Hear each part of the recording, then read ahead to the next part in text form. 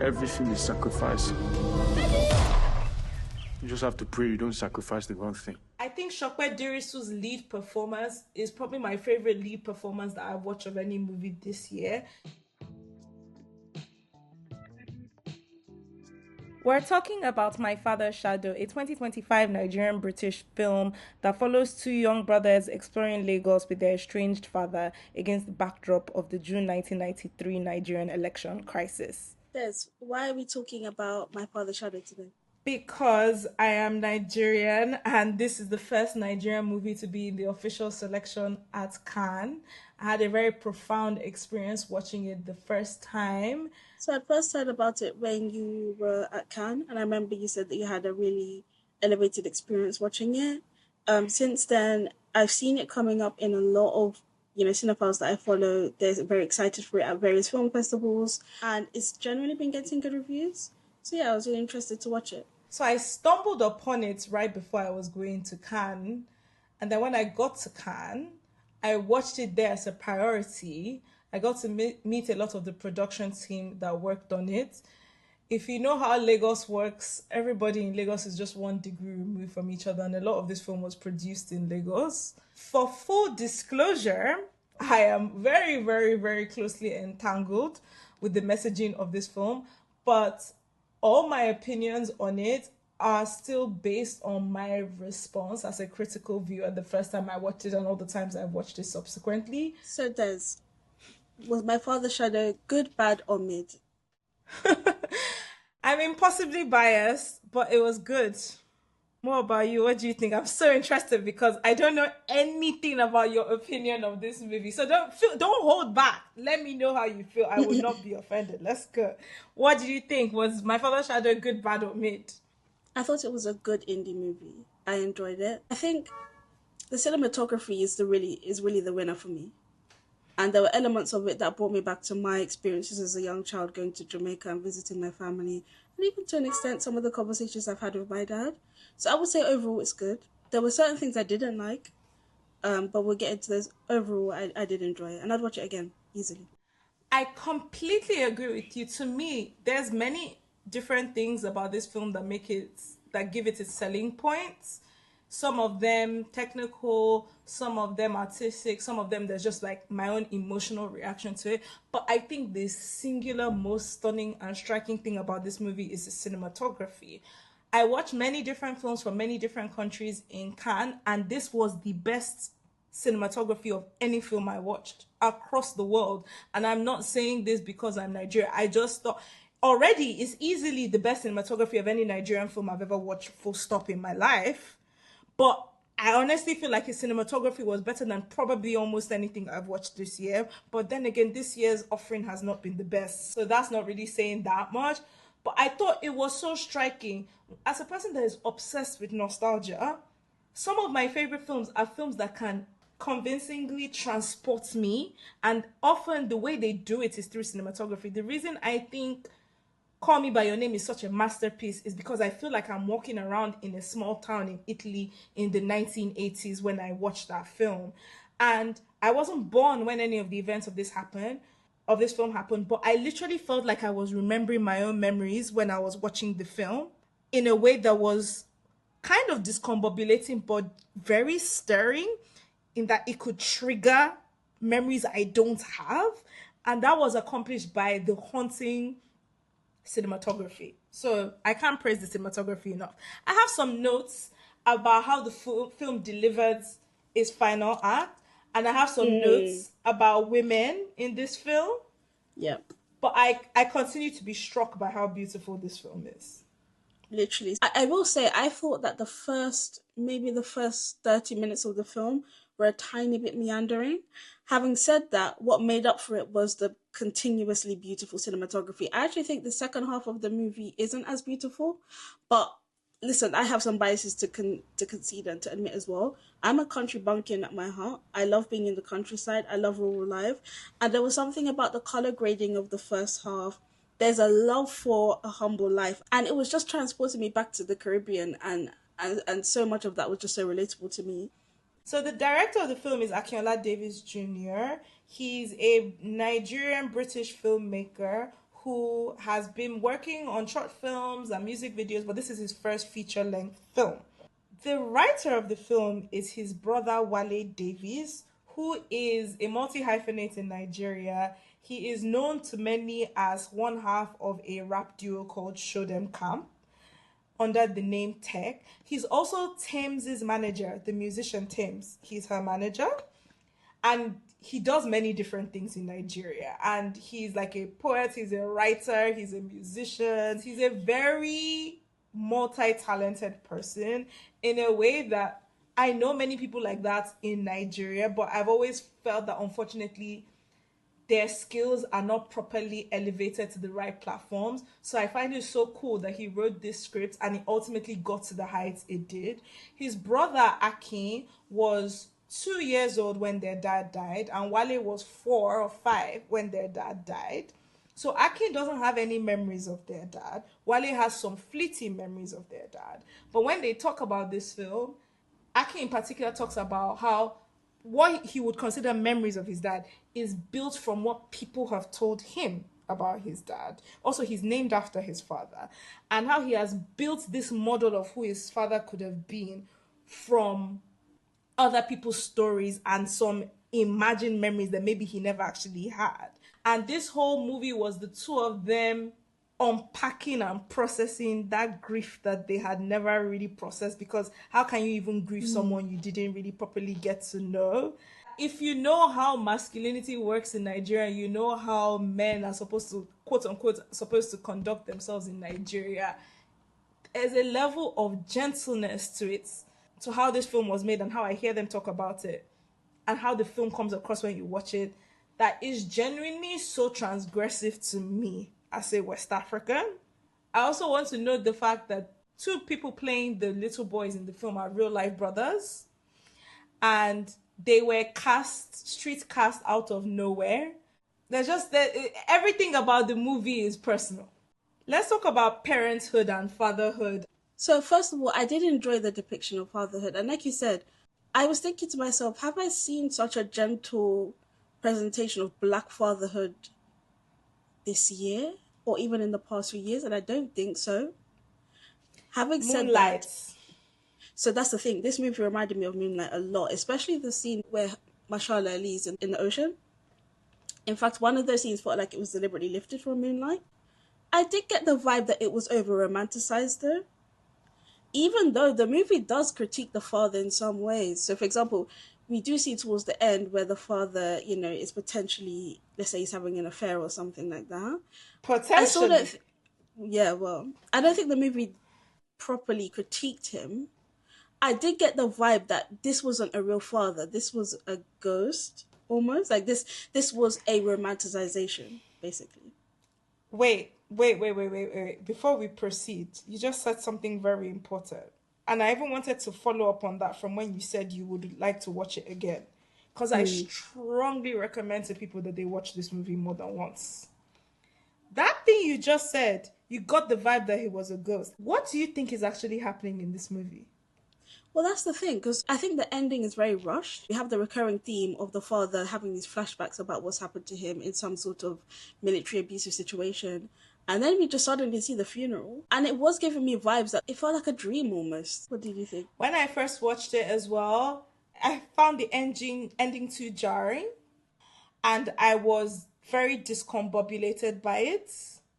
And also, just for my own personal taste in filmmaking, I found it actually too sentimental at the very end. Like, I thought the tears and the burial went on a bit too long. Just my own personal taste. I'm not a very super weepy person. I like the tears to be gotten out of me with like just a flash of devastation, whereas I felt like that was extremely intense.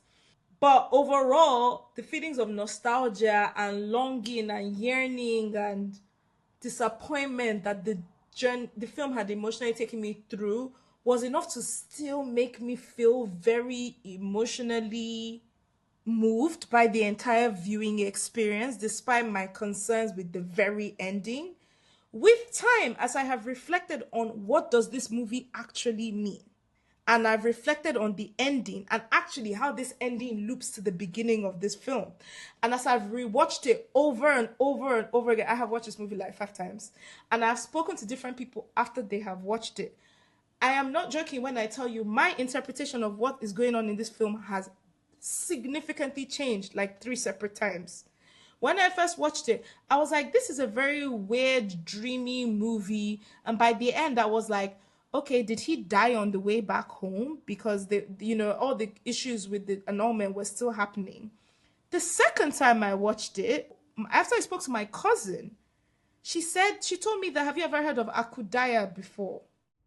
Akudaya is a Yoruba mythology about wraiths. After someone dies, they appear, they continue with their life, sometimes in a different place, sometimes to fulfill things that they didn't fulfill while they were alive. And when she said that, my mind kind of blew. And I was like, oh, he was dead the whole time. And there are hints throughout the film. There's stuff like the old man who sings to him in the amusement park saying, tell my wife when you see her. There's stuff like the soldier insisting over and over and over again that I've seen you before. I saw you at Bonny Camp. And throughout the movie, in the newspapers, they had been showing you that there was a massacre at Bonny Camp and the military denied the deaths.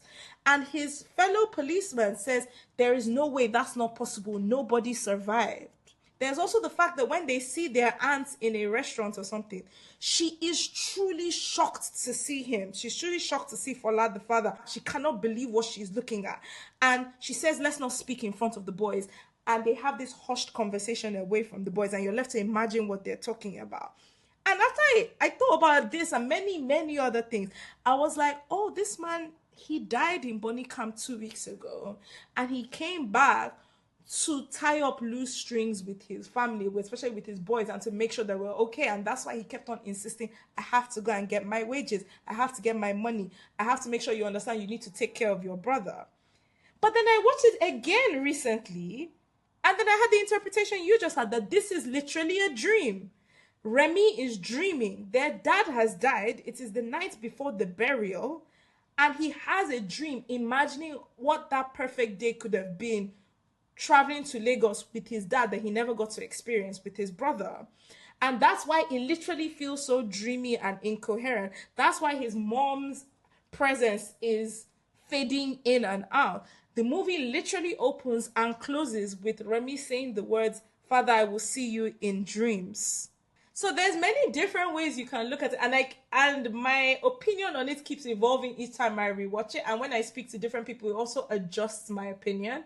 There is an objective truth to what is going on in the movie. And I know this because I've heard when the director and the writer talk about it. And I think that is very important, because I hate it when filmmakers make a movie and they don't actually have an objective truth and they're just leaving it purely up to interpretation. They don't need to tell us what their objective truth is, but I want to feel like the story has a specific intention for what it's telling you, and then it's leaving it up to you to speculate. On the subject of you saying that the film kind of glorifies Fola, or what was the exact wording you used? Romanticize. It romanticizes him. I agree it does, but I think that's the point. The point, yeah. I think Fola is representing a metaphor for this idealization that a lot of Nigerians and a lot of West Africans, a lot of Africans, and a lot of people that come from colonized countries have of this leader that is going to save them. Or this idealistic concept of what this perfect nation could be if only A, B, C, D happened. When in reality, it's never as simple as that. When in reality, people will disappoint you. When in reality, the nation state will disappoint you, because by design, it is flawed. The way the camera follows this film from the perspective of the boys a lot of the time. So you're quite literally almost looking up at their father in many shots. He's supposed to be a bit larger than life. He's supposed to be this imposing, overly charismatic figure, this what he says is law kind of figure. And as a Nigerian, I know what it's like to have those kind of dads around. The ones that once daddy is home, everybody is quiet, everybody comes, everybody goes back into the house. You have to be on your best behavior. When he does come back home, but you don't actually get that much time to him. So you don't actually have that much personal closeness with him, but you dream up this idea of him because he's almost an object of law in your head and in your household. But as you get older, that idealized concept gets all sorts of cracks into it. And you just realize, yeah, he's just figuring this shit out just like all the rest of us. And it really hit home for me, and it hit home for many, many Nigerians I've spoken to. I agree with everything you're saying. And by the way, this movie did speak to me personally because, I don't know, I go backwards and forwards about my relationship with my dad a lot. On the one hand, when I speak to other people from, especially people from black cultures, about the various things my dad used to do for me, especially as a young child, like when I tell my black female friends in particular that my dad used to do my hair, people were just like, what? You had a black father doing your hair? But on the other hand, and that's crazy to me, that is shocking to you, but that was my life. But on the other hand, my dad has never touched my hair in my life. And this is what I mean, like, on the one hand, I can see the positives that he's able to let go of some of the maybe toxic masculinity that would tell him that you shouldn't be doing your daughter's hair. But on the other hand, as I got older, like you just mentioned, our relationship became very, very strained. And I think it's because he just couldn't cope with the fact that I'm no longer the young child that you can tell me to go sit over there and I'm going to go do it. And I did enjoy seeing the children question their father about, okay, well, you're around, but you're not really around, basically. But what I didn't like was the fact that I don't feel that this movie ever held him to account. I don't think it was interested in holding him to account. And what made that particularly jarring for me is the fact that, first of all, this is a very masculine movie, which is fine. As you mentioned, we've both seen Moonlight, we both enjoyed Moonlight. Moonlight's also a very masculine movie, but women still speak. Women still have a role. Whereas with this movie, I think women spoke for a total of 1 minute or something like that. We never hear anything from the mom's perspective. It feels like this movie took the mom's sacrifices for granted. Now that makes sense because we live in a world where a woman's sacrifices are taken for granted. But it just jarred me so much that we never hear anything from her side. We hear things about her making various sacrifices to keep this family afloat. So she moves to the village to go and be with Fola. She's working multiple jobs as per the son. The youngest son tells us that she's miserable all the time because the father's at work. Now, obviously, potentially, that could be because he's actually passed. We do hear a few things from women, but I think the other thing I didn't like is the fact that we're dealing with a scenario where there's extreme political violence. And there's no world in which political violence impacts men only. In fact, they have their own issues when it comes to political violence. So basically, long story short, this movie was extremely masculine, which isn't the problem because we've seen Moonlight do it well. But the fact that women basically had no relevance and no voice in this movie was a big problem for me towards the end. For me, it was more almost like such a lost opportunity because I think the actress that was cast to play their mom, Bola, her name is Winnie Efon. The few moments, those glimpses of moments that we did see her, I thought she was expressing so much emotion without speaking that I was like, I want to see more of her performance. So for me, it was even just like, my specific reaction when I first watched it is this is all very Christopher Nolan-esque. Is she there? Is she not there? Is she dead? Is she, like, what's going on? Wife figure. That's it. He loves it. And a lot of other auteur filmmakers love it as well. So it was interesting seeing it in the Nigerian point of view. Does My Father's Shadow pass the Bechdel test? I don't believe it does. I don't believe we see the female named characters, Abike, Auntie Sheyi, and Bola, speaking to each other directly, having conversations that don't have to do with Bola or Iman. I think the Abike character is one I have thought about continuously since I watched this film. So Abike is the waitress in the bar at the end, where I wouldn't even say implied, he clearly has a relationship with her. The character she's playing of essentially a side chick is a known trope. But and yet in the 4 or 5 minutes we see her, the actress who played her, Uzomaka Power, I was so interested by her acting choices and how she performed that character. Once again, I wanted to see more. Like, when you first see her, she brings, like, the drinks to the guys and the boys at the table, or she comes to take their order. And she's first of all stunned to see Fola. So that's again a very important sign in how you interpret this movie. Everybody's shocked whenever they see him is a clue to what's really going on.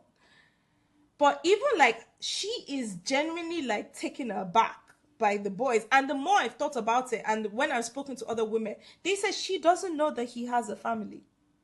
Yeah, She doesn't know. I think that's the obvious reading, yeah. I didn't clock it initially. I just thought Really? she was a side chick that didn't give a damn because that's very normal in Lagos. So It makes she perfect didn't know. sense. So him just popping up in the bar with his two boys, knowing she could be there, he's messing with her head. Like he's like, what the hell? Bear in mind also when you add the element that he maybe died a week or two ago and she's maybe been mourning him or being worried about him. She actually says it to him in that moment where Remy sees them speaking, that I was so scared when they said you didn't come in at work or nobody heard from you. I was worried. And I don't know, I was very fascinated by her performance, especially because if you know a lot about the history of Nigerian films and Nollywood, there is this over the top wife versus side chick performance style that happens in a lot of Nollywood films. And I thought she gave it a lot of dimensionality in just those few minutes she was on screen, that I was just very fascinated. I thought all the female performers in this movie were really interesting in the small time they had.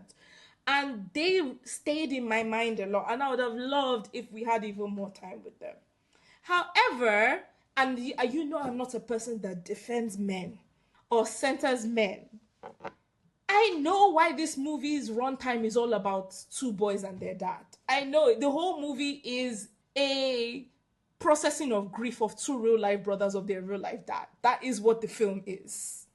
Now, you and I would say that very sophisticated filmmaking means you can do that and also make sure you feature women with the level of depth, involvement, participation that is warranted. However, I give this movie passes that maybe I shouldn't, because I genuinely was quite stirred by the dynamic it was showing between men in a way I am very rarely stirred in cinema, whether Nigerian, whether African, whether anywhere else in the world.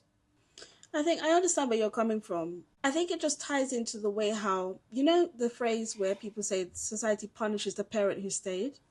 Now, of course, in this scenario, we're not accusing Fola of being an absentee parent necessarily. Potentially may have passed away. But I think you can do a movie talking about two brothers and their grief for their father while acknowledging the one woman who this movie even concedes that she is the one that kept this whole family alive. And while I was just watching this play out, all I could think was there's a woman who doesn't know where her children are, potentially.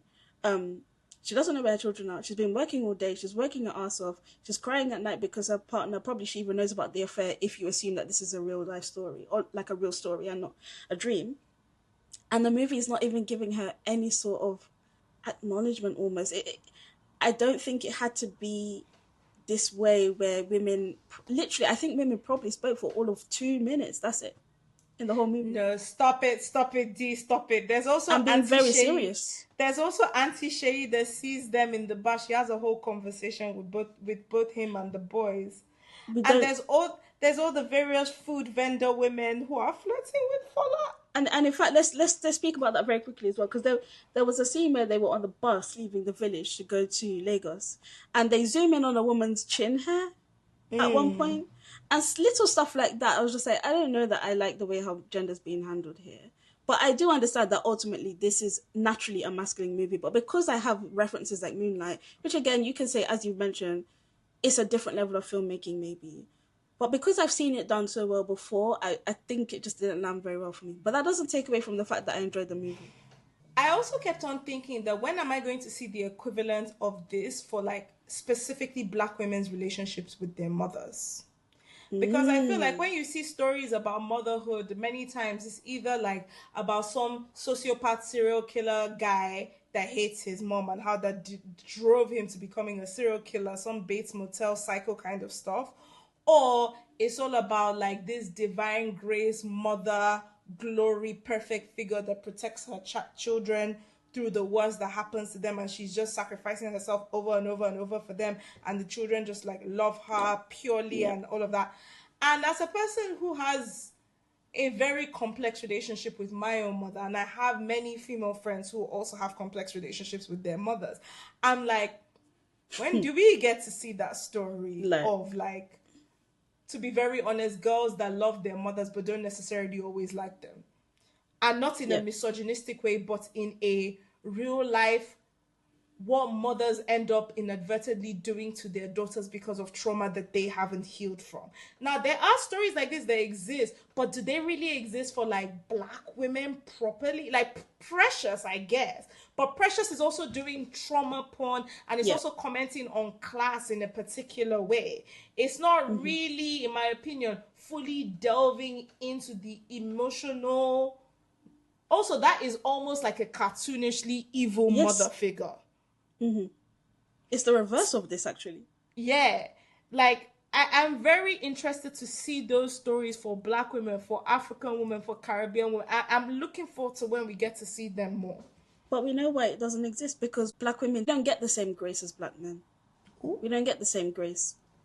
I wanted to talk about the concept of sacrifice, because that was another thing that hit me really, really hard when I first watched it.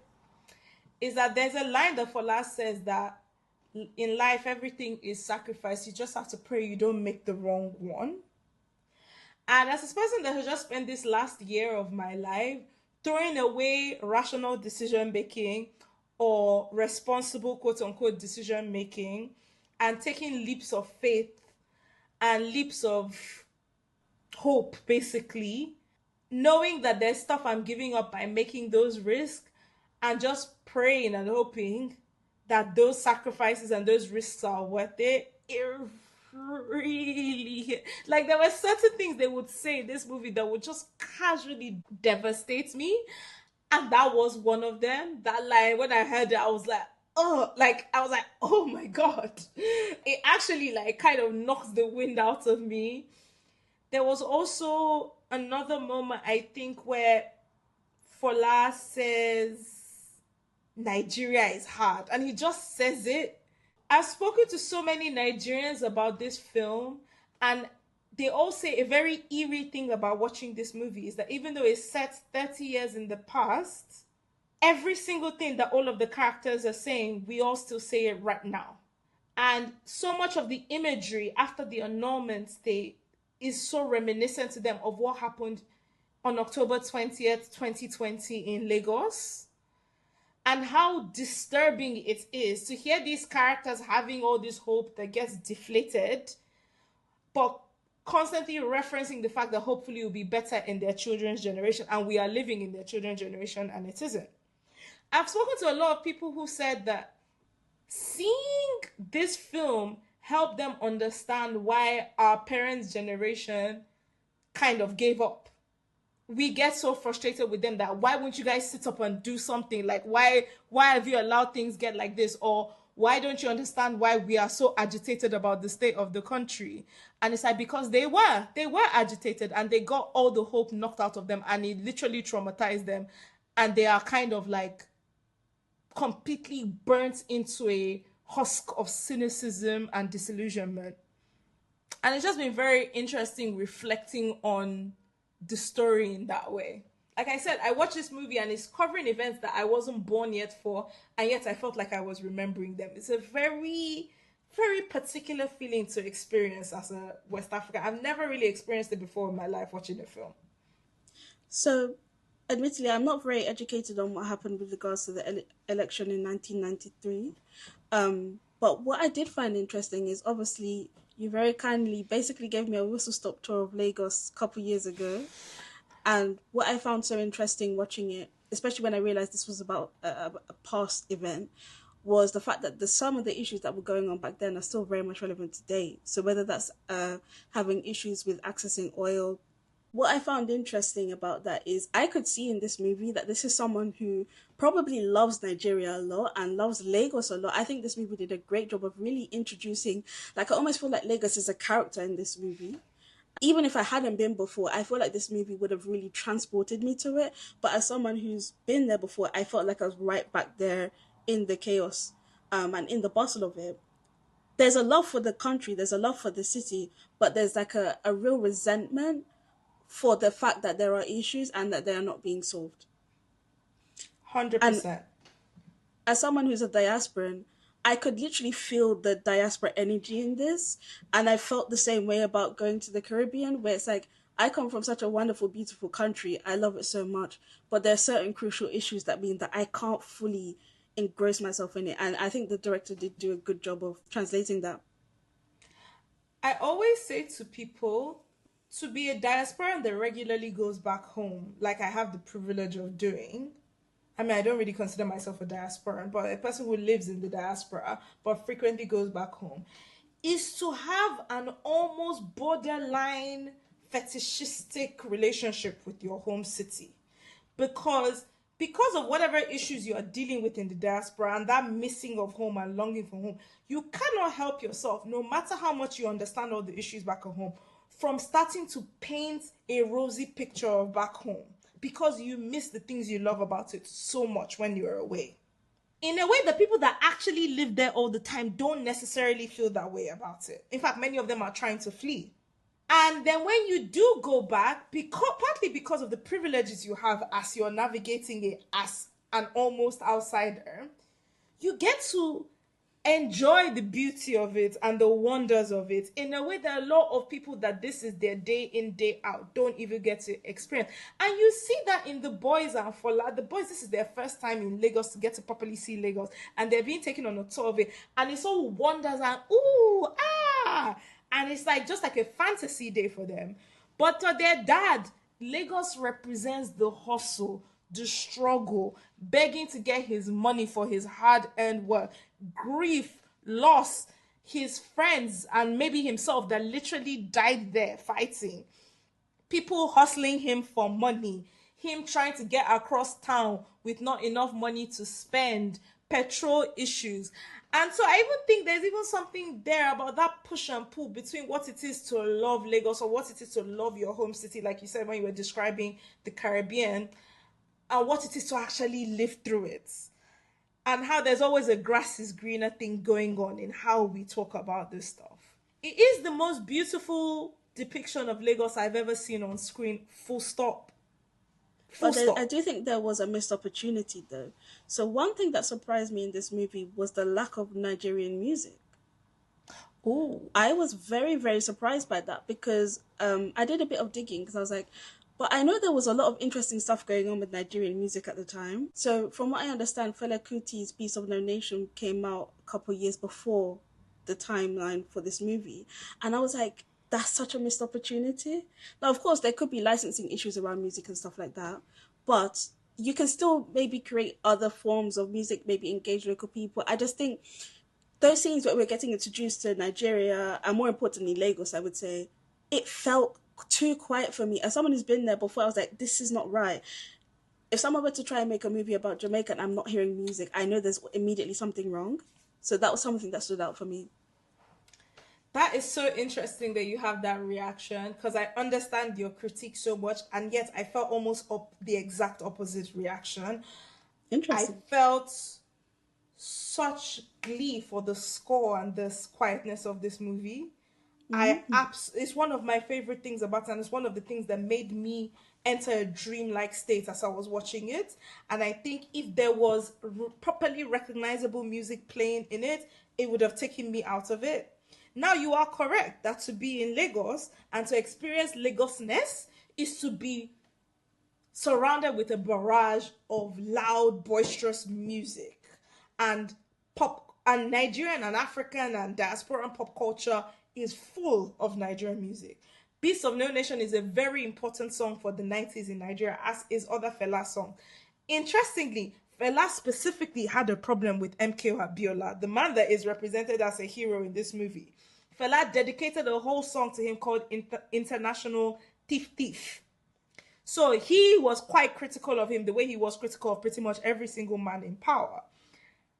There is Nigerian music playing throughout this film. The score of the film many times has like choral hums of old Nigerian songs, including one of my absolute favorite things about this film and one of my favorite musical moments in film, full stop, in the last 5 to 10 years, which is the Lejado sisters, who were a Nigerian feminist girl group, I believe in the 70s or 80s. They have a song called Orin Aro, and that song makes up a significant part of the score in this film, but is hummed. And it's an old Yoruba song about loss and grief. And in the scene where they're in the amusement park, of which some of those shots in the amusement park are some of my favorite shots of this film, you're hearing it being hummed in the background.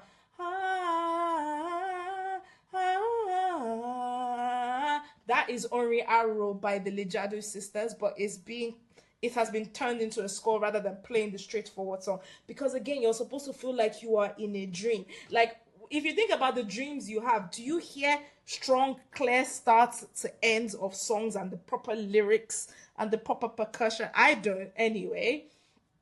Another interesting quirk to the music of this film is a very pivotal scene to me in how you interpret what is actually going on in this film is that conversation that Fola has with Baba at the amusement park when he tells him about how his wife had died, and it's only upon her loss that he realized how much she was doing for him, which there's a lot to unpack there, and how he wants Fola to tell her for him, which is how, to me, that's how you know that Fola is dead, and he knows he's dead.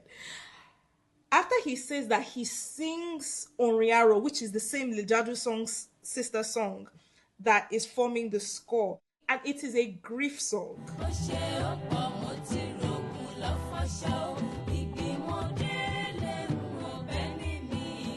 Setting the concept that mourning is running through this film, mourning of the concept of the nation that never was, mourning of this father figure that you never got to know. And to me, it really works sentimentally. There's an additional layer, which is that the actor that plays Baba, Ayo Lejado, is the brother of the Lejado sisters, and one of his sisters had died right before they made the film. So, like, I'm just too personally invested in this film. That's part of the problem, really. But, like, the restrained take on Nigerian music, it does actually really work for me in the case. And at the end of the film, when the credits roll, Ori Arrow starts playing again. And when that moment happened in the theater, I burst into tears. And this is the only time you hear the proper song with the actual original vocals from the Lejado sisters. And I burst into tears when that happened in the cinema.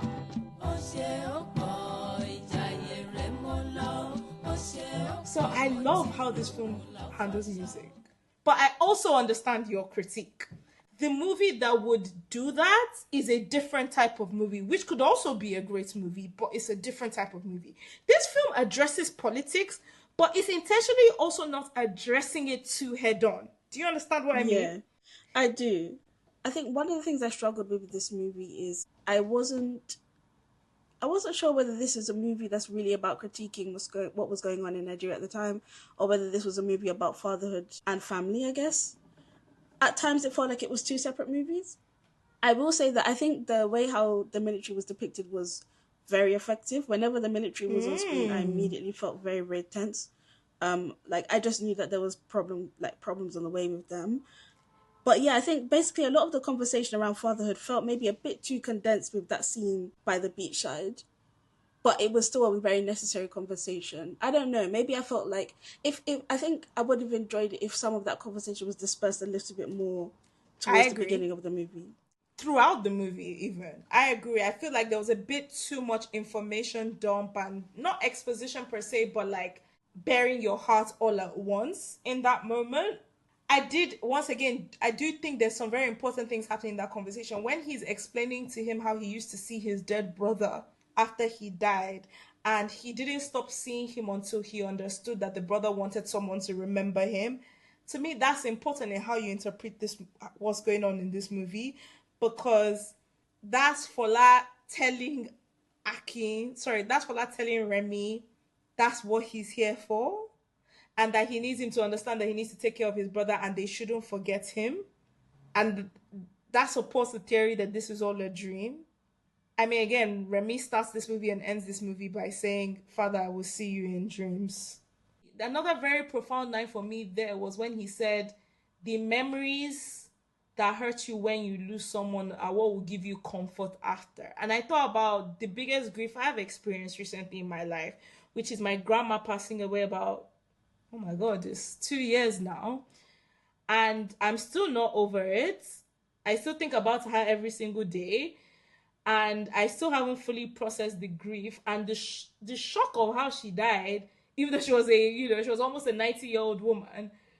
It's still too raw for me to view any of my last couple of memories of her with positivity.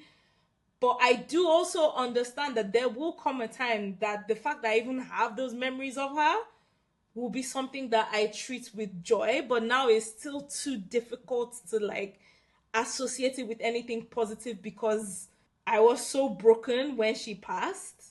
And yeah, it just hits. I don't know, I don't know. This movie just really hits me hard emotionally. I don't know what to say. Do you think this movie is saying anything about colonialism?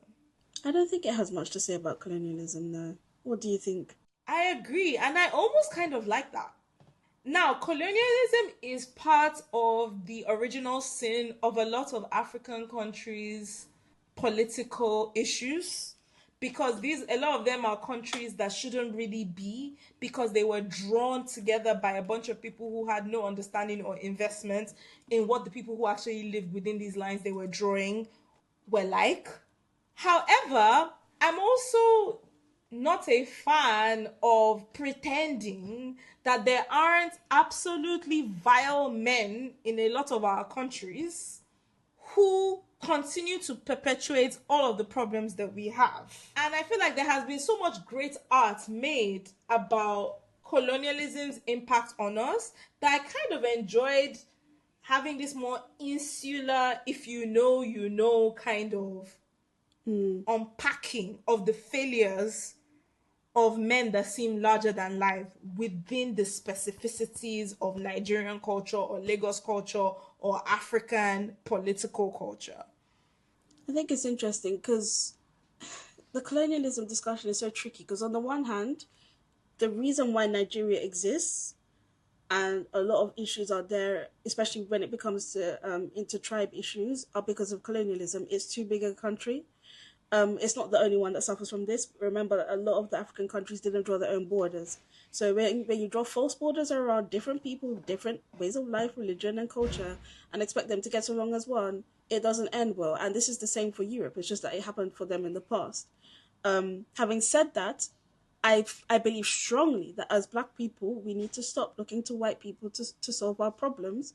And so I do think that as time goes on, we can still critique colonialism and we can still critique Western nations for what they did. But when it comes to a solution-based point of view, you need to understand Western nations are never going to come up with a solution that actually works for you. So I do agree that I think as we move forward, media that's focused on solutions for Black people and Black countries need to be more insular. What I liked about this movie, especially, I'll admit, I'm so biased. I really loved that first maybe 10, 15, maybe 20 minutes in the countryside. As someone who grew up around many Nigerian people, one of the realities is that you get very exposed to the big cities. So I've heard a lot about Lagos. Obviously, I've met you. I visited Lagos. What I really enjoyed, though, was getting to see a rural depiction of Nigeria that wasn't this heavily stigmatized Western depiction of it. I was thinking, obviously, they're not millionaires, but they're living pretty comfortable. They have a nice house. The kids are well fed. They're well taken care of. But we do hear in the movies, I think somebody makes a comment along the lines of, how did you convince the city girl to move to the village? How did you manage this sort of thing? Whereas when I look at that sort of lifestyle, that's the lifestyle I aspire to. I think maybe there's a commentary about the way how in Nigeria, and it's not just Nigeria, in the Caribbean it's the same thing. There's this idea of the country bumpkin and it's associated with poverty and like it's a lowly way of living when actually, depending on who you are, it may just be for you. Yeah, and I almost think the movie almost addresses that a bit in an exchange that happens between Fola and Aki, where Fola is like, the only reason I keep on living is because I have to go to the city to work for you. And it's like, but they don't even pay you. And all I thought about is some of my recent life experiences in the country that we met in, and how, so much of the discourse I get from lots of people is, oh, you just be there and, at least you're getting paid more of a salary and at least this is happening and that's happening. And I'm like, I don't have that. Like, if you know how UK economics works right now, certain kinds of young people that live in certain parts of the country, you work your ass off and you don't actually live with much to say about it. Yeah, you can say that, oh, you worked, you hustled, moved to the city, you did this, you got a good degree, you did all of that, you got on all the graduate schemes. But do you actually have that much to show for it? If you then add up the mental health issues that you might be having at the same time, I almost view that as a bit of a critique of fetishizing the hustle too much, which if there's anybody that fetishizes the hustle, it's Lagos people. Yeah, I got that message loud and clear from the father. But again, I wish if there was a tiny bit more dialogue on that front. Because it's an important conversation for black men to have in particular. That, yes, providing for your family is important. But at the end of the day, your children are children once. And once that opportunity is gone, it's gone. D, what would you give My Father's Shadow out of 10? I'd give it a 7 out of 10. I enjoyed it. I really love the cinematography, especially in those first 20 minutes. I did feel immersed in the movie. I felt immersed in Lagos. I felt immersed even in the rural parts of Nigeria in the beginning. I find it interesting that you really resonate with the grief elements. As someone who's been through a lot of grief, I'm not going to lie to you, I didn't really resonate with it as much. But maybe it's because I was missing some of those cultural context clues that you obviously know more about.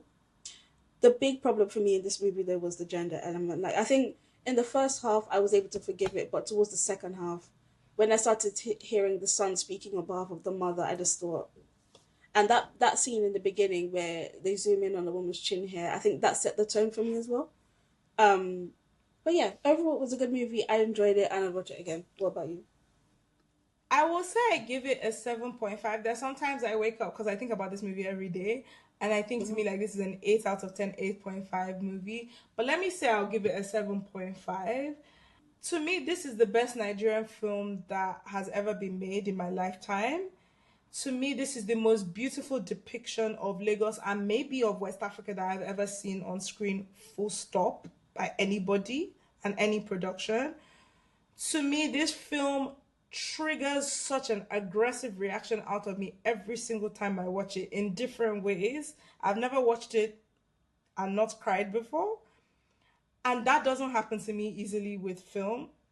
So it is extremely noteworthy to me. I have a serious problem with the very last 10-15 minutes of this film. So I can't give it its 10s because of that. I, like you, also wish that the women were more like corporeal, basically, and less like wisps of themselves. I also feel like there's some parts of the dialogue that I wish were a bit more fluid, a bit slightly less explained, a bit slightly less exposition-y. But again, this movie hits me like an emotional ton of bricks every time I watch it. So it's a very strong film for me. Strong 7.5, maybe 8. I think Ṣọpẹ Dìrísù's lead performance is probably my favorite lead performance that I've watched of any movie this year, because what he has to do in this character, he has to play this person who is larger than life and a figure everybody like is up, stares up at, but clearly someone that's kind of like collapsing under his own weight in a very particular way. And also he kind of also has to be playing someone that might not actually be there. And I really did feel quite swept up in him. And because that lead performance, which is so critical for this film, works for me, the whole film works for me, despite my notes on everything else.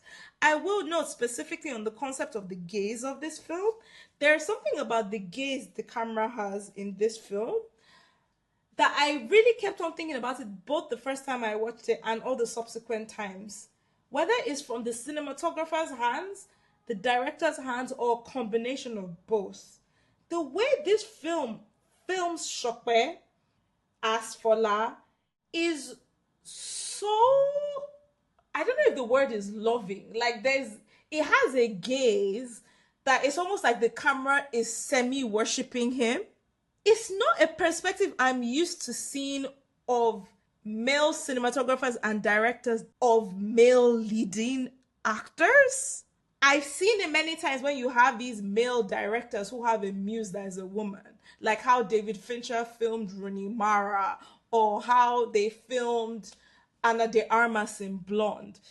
But to see it done for not just like a male leading actor, but also like for an African story and an African leading character, there was something so fascinating and hypnotizing and again transgressive about that that I really, really, really did find super interesting and super cool.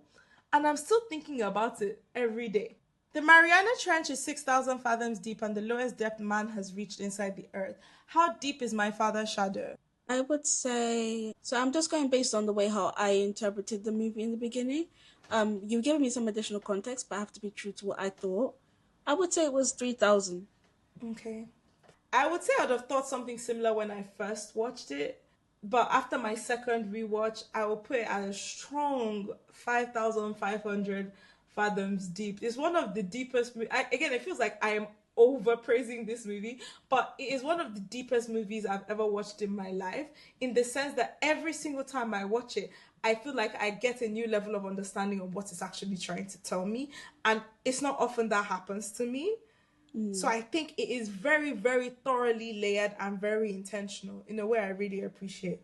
So the first comment from Ellis on Letterboxd says, Nigeria, the loudest crier of God's absentee children. He may send child support and come in sometimes for moments of magic, but he ain't there. And we're begging for more of him more than anyone else. What are your thoughts? Is it really that deep? It is extremely deep. I think this is a really poetic way to summarize this movie, and it's a really poetic way to summarize how I feel like a lot of Nigerians have reacted to this movie in Nigeria. Like, I have nothing more to say except yes. Okay, so the last one I have for you is Anja on Letterboxd said, unfortunately, this was not time for me.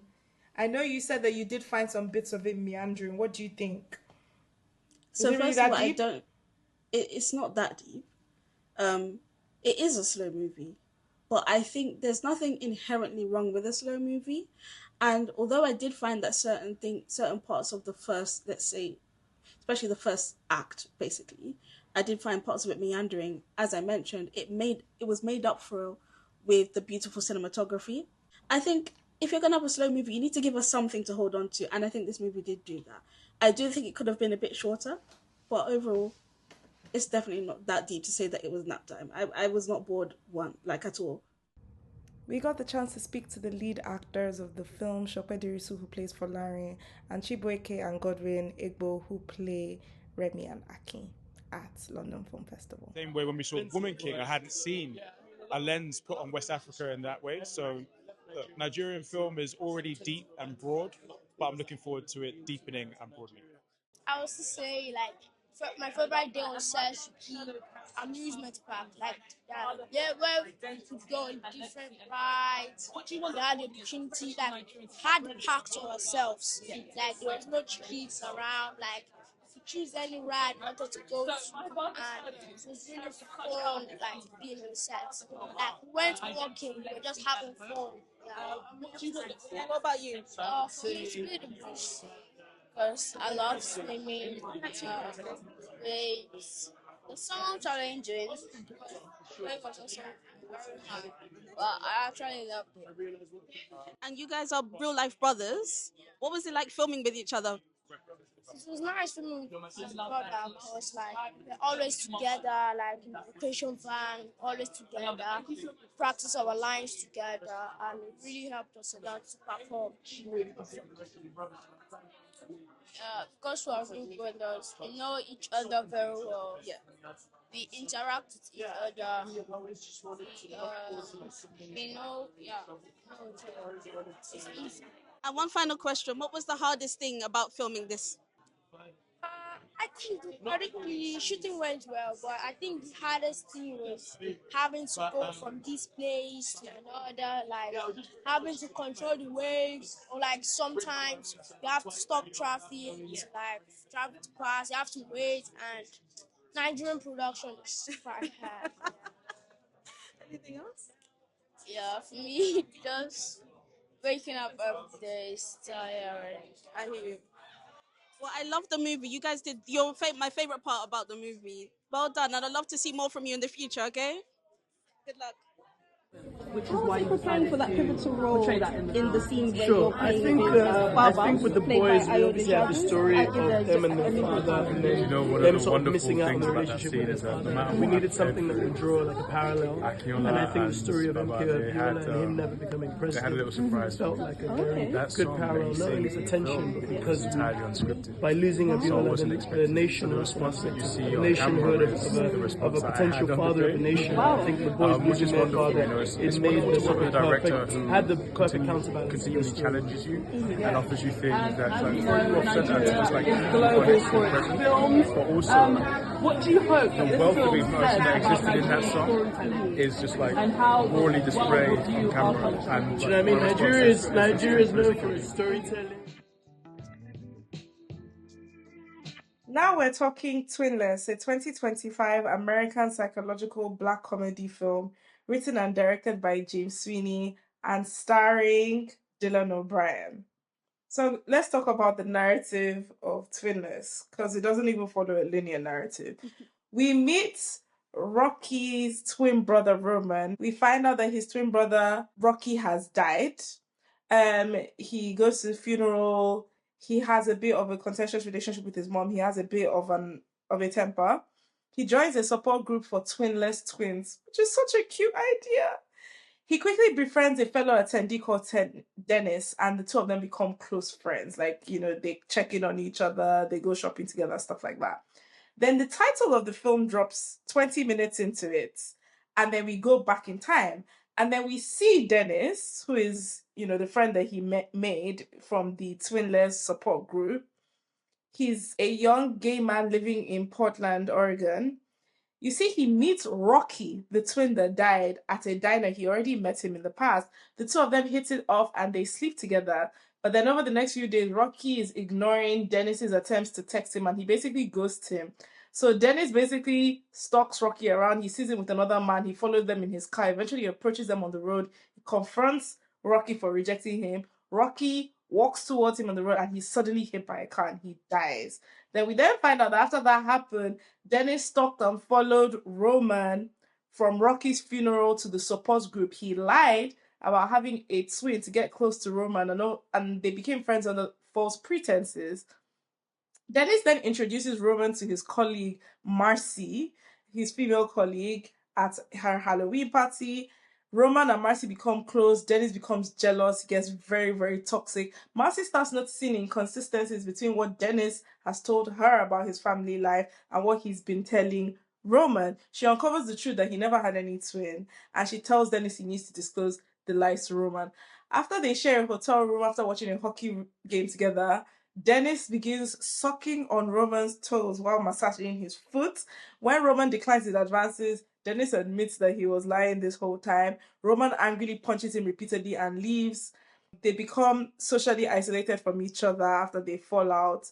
Sometime later in the future, Dennis and Roman do agree to meet up in a diner and discuss Rocky and their friendship. Then, in the very final scene, the waitress asks if they want something, and at the same time, they ask for a to-go box. When repeatedly throughout the film, it was a thing that they would never say the same thing at the same time, the way Roman and Rocky used to. And that's the end of the film. D, was Twinless good, bad, or mid? I'm so curious about your opinion, because I actually am not sure what direction you're going to go with this film. Twinless was mid. I wasn't really a fan of it. I found it to be quite predictable. Oh, so you knew what was going to happen? I knew. Okay, I didn't know. And to be honest with you, anything this movie does, like I feel like Behind Her Eyes, the series, does it in a more interesting way, with hotter people in it as well. Of all things to compare it with, Dylan O'Brien's performance was the standout for me, though, and I think in a year where Michael B. Jordan is being tipped for awards for his twin performance, I felt like that Dylan O'Brien's depiction was far more convincing. I didn't realize.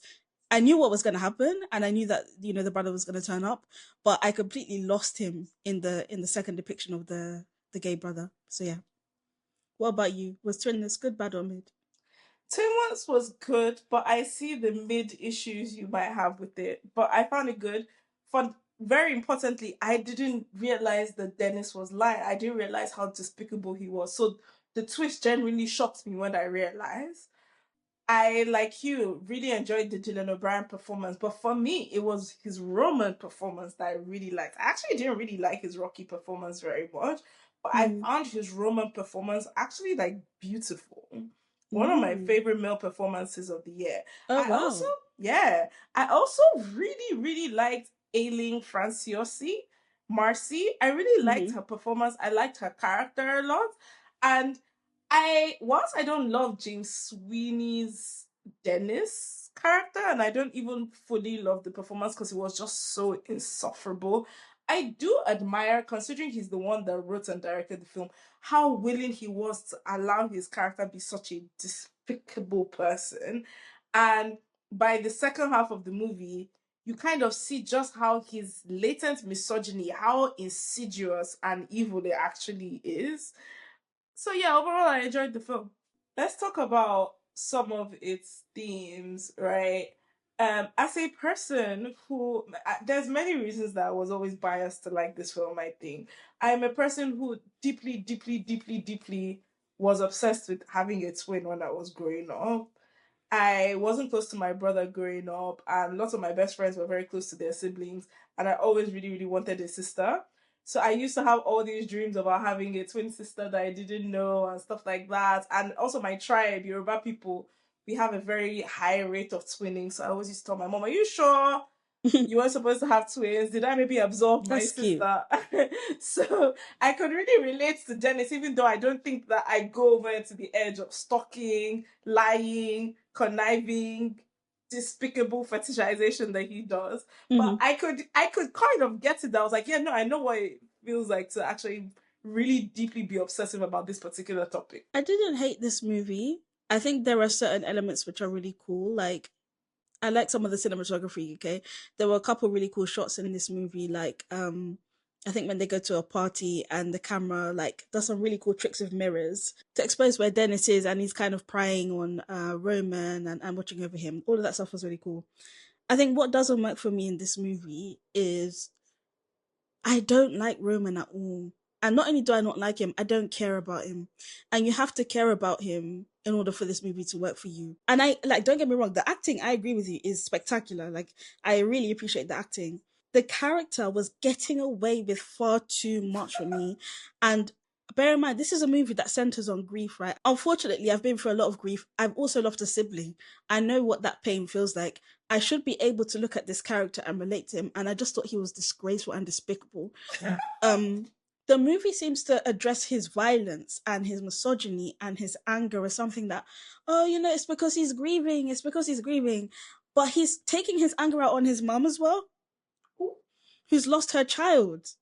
So one thing that's really tricky is, yes, it's hard for us as siblings to lose your someone who you grew up with, but there's an understanding that, well, whatever I'm going through, my parent is going through something so much more. And there was something about the way how this movie handles that really, really didn't work for me.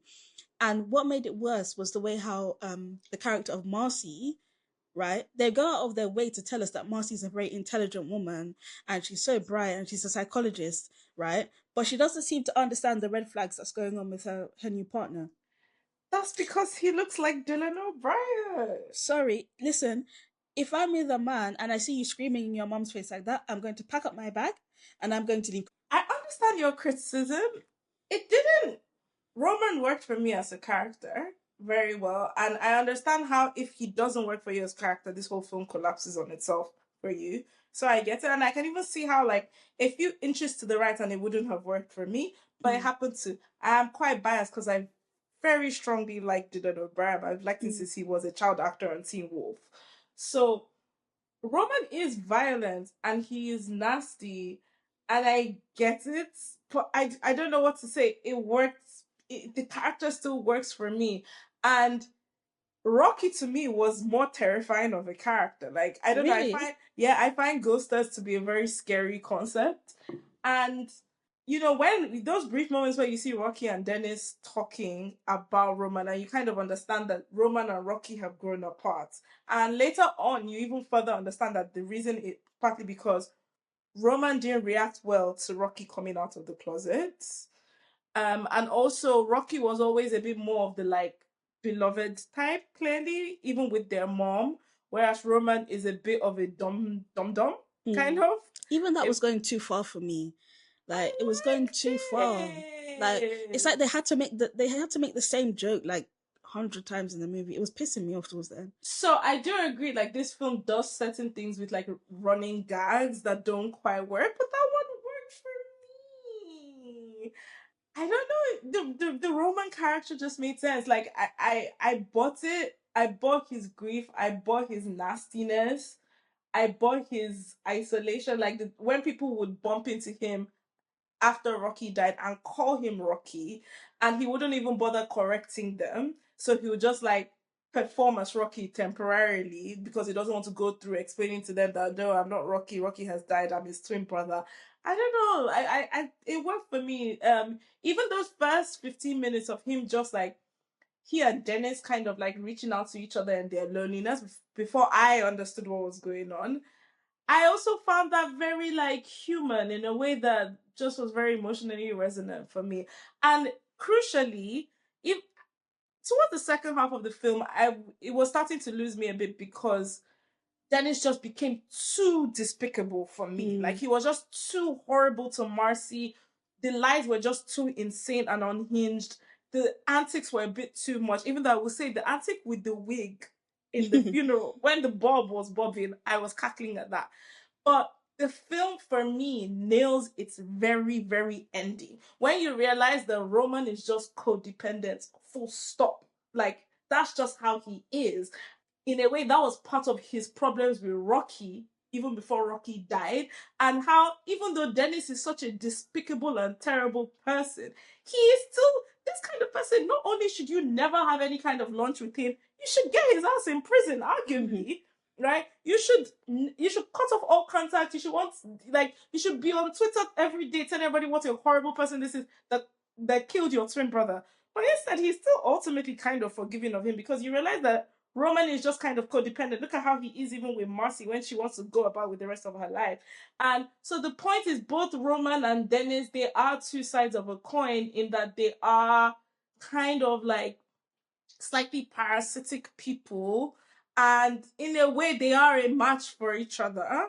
And they've been kind of out of sync the whole film, but then at the very ending, that thing that he used to do with Rocky that he never did with Dennis, they finally do it at the end where they ask for the order at the same time. And you're like, oh, that's it. They have found their other halves, even though they're not good people. It worked for me. It didn't work for me. And let me tell you why it didn't work for me. But it worked for me. Because I predicted very early on, because I feel like the film wasn't subtle. I predicted literally within the first like 10 minutes, oh, okay, this guy's lying. And I knew for a fact that he would have been with the brother. And then I slowly worked out the rest of it. That's problematic. No, I knew it. I just knew it. And so because I knew where it was going, right? And to be fair to the movie, it drops the twist, quote unquote, very, very quickly. So there's no waiting around there. And it's like, okay, so now you've dropped this twist. What are you going to do with the movie now? And as we've discussed with some of the other movies we watched at the London Film Festival, being predictable on its own is not necessarily a problem for me if you're able to give me something else. If you're taking me on a journey, maybe you were going to, I don't know, what you can do with it. Problem I have with this movie is, how did these two really change from when that twist is initially dropped to at the end? How did they change? They didn't. Dennis doesn't learn any lesson because he's not really punished. I was bored. So it's just like, so you're just wasting my time. I'm not gonna lie to you. I was just like, what's going on with all the praise for this movie? Like, I'm not feeling it. It's the Dylan O'Brien performance is good. I think it is, again, to me, if you think about Sinners, and we talked about this when we reviewed Sinners, where I was like, this Michael B. Jordan performance is suspicious.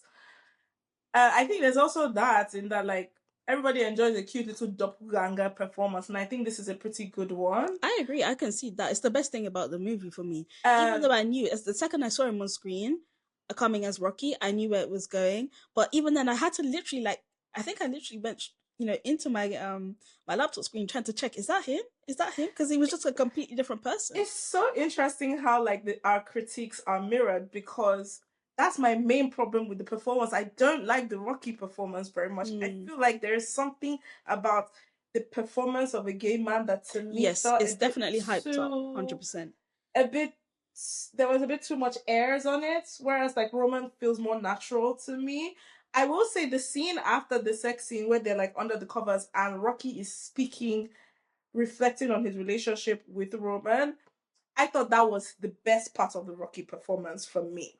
So here's the thing, I agree with you. At times I felt like you could see this is someone who's literally Googled how do gay men behave and seen a bunch of stereotypes and acted that out. That was my position. However, there's a lot of film critics who I love who are gay men, and I've been listening to what they have to say about it, and they've unanimously said, at least the ones that I follow, that this is I know a Rocky. This looks recognizable to me. So, if that's what they're saying, I have to defer to them, right? Mm-hmm. Does Twinless pass Bechdel test? Yes, it does actually. It does? It does, because of the scene where Marcy and her friend are talking at the party, I think. At the Halloween party, and she's crying and the friend is checking on her and they're talking about her being... Again, I don't know why, I really just like the Marcy character. Even when they reveal afterwards, after the Halloween party, she's like, yeah, I'm an extrovert. Like, my life is good. I am loved. I have friends. and I'm a kind person. I don't know. There was just something about that character I really liked. I don't like the Marcy character, and the reason why is because she's definitely too much. She's a woman character written by a man, right? Even the most sprinkly, I'm an elf, everything's positive type women, she's gonna have something to say about the fact that her partner is like a maniac like that. I was happy when she finally stood up to him and she said to him, listen, you can't talk to me like that. But then they immediately go into an embrace, and I'm like, listen, this character, she's just here to absorb the trauma for this guy, and she's just a plot device basically. She's not a properly fleshed out character. So I definitely agree that she's absorbing his trauma, but I would say that that's what all the characters are to Roman. He uses them as trauma towels, not just her. Mm-hmm. But I don't agree with you that she's not a fleshed out character, because I actually got dimensions of what they were saying that kind of woman is. And maybe I'm saying this because I have a friend that is exactly like Marcy, who I didn't understand for a long time, and then I finally understood that I was too cynical to understand a person like her. But she's a real life person. So okay. Maybe that's another reason I respond so well to that character. But I just can't get past the fact that the movie explicitly tells us that she's a very intelligent woman. And also she's not entirely positive, because she clocks Dennis's tea and she fully disrupts his storyline, right? So she's not that, I'm in the fairies. But she's got so much critical thinking, except for when it comes to her own safety. And she's around this man that's punching everybody, screaming in his mum's face, and she doesn't think to get herself out of that situation. Can't take it seriously. Yeah, and unfortunately, how many women do we know that are like that? Well, that's very sad. Me personally, maybe I'm just too Caribbean for this conversation. I'm not trying to imply that there aren't Caribbean women that tolerate this thing, but I just can't relate. D said slap back. Slap back, get out of there. What do we have to say about the fact that Dennis is basically an incel, and he's a fetishizer, and he basically wants a boyfriend twin? Mm-hmm. So here's the problem, right? This is going to sound maybe a bit spicy. It's almost like I could feel the fact that James Sweeney would, because I don't know about him. I didn't know about him. I kind of felt that this is someone that's written his own character. And then, when I got to the end of the movie, I fully concluded, okay, I know I'm going to go and Google this guy's name, and he's going to be the one that wrote this movie, directed, and is starring in it. And then I went to go listen to some of his interviews, and lo and behold, what does he say? As a kid, I was obsessed with twins. You don't say. You don't say. I knew it, bro. And there's something I don't like about that. Like, but I'm being a bit hypocritical, because also one of my favorites of the year is Sorry Baby, written by Eva Victor. And there's elements of it where it's like, you've just written yourself in this role, right? I also want to say that there was something about watching this film, and whilst knowing that James Sweeney is one that wrote and cast and directed the film, and I know Dylan O'Brien has been the subject of adoration for a lot of like young gay men for years, since he was on Teen Wolf. Even with this film, there was a whole controversy that after this film screened earlier this year, people leaked this gay sex scene out, and all the fans on Tumblr were going crazy about Dylan O'Brien has a gay sex scene. So there is a history of, dare I say, like sexual fetishization of that actor in particular. And I'm like, what do I think about the fact that he has written this story that allows him to put this man that was the object of many young queer men's affections in the 2010s, playing this gay character that gets into all these like psychosexual and physically sexual positions with him. But I was reflecting on that, like, how much am I watching someone's fantasy basically right now? It's his story. And obviously, I'm not implying that he's done this in real life, but you know what I mean? Where like someone just wants to experience something and they write a role around them wanting to experience it. I definitely got that vibe here. And I got to hear too. Unfortunately, I don't mind that if you have something interesting to show me, but I just didn't really feel like this had much to show me. What would you give Twinless out of 10? I'd give Twinless 4 out of 10. What would you give it? I would give it a 5.5, 6. Oh, okay. You don't like it that much then? No, I'm not that obsessed with it. The rating I gave it on Letterboxd when I watched it was 6. So the reason I was insistent that I wanted someone else to talk to about this film wasn't necessarily because I thought it was that great, but because of what it was saying about certain kinds of queer men. Like, even the whole concept of Dennis's imprinting on both Rocky and Roman, yeah. And how he's conducting himself with Roman after Roman is paired up with his female co-worker, and how he low-key is crossing some of the boundaries in that hotel room when he's sucking his toes. Low-key? Sorry, not low-key, he is. I was just like, there's something in here that I need to unpack with someone. So yeah, I don't think the film is flawless at all. Like, I think it drags a bit in the second half, and I think the Dennis character is problematic in the worst way. But to me, the Dylan O'Brien performance is so enjoyable and moving for me as Roman that it makes it a good movie. If not for that, I'll just think it was probably like mid. But I get your criticisms.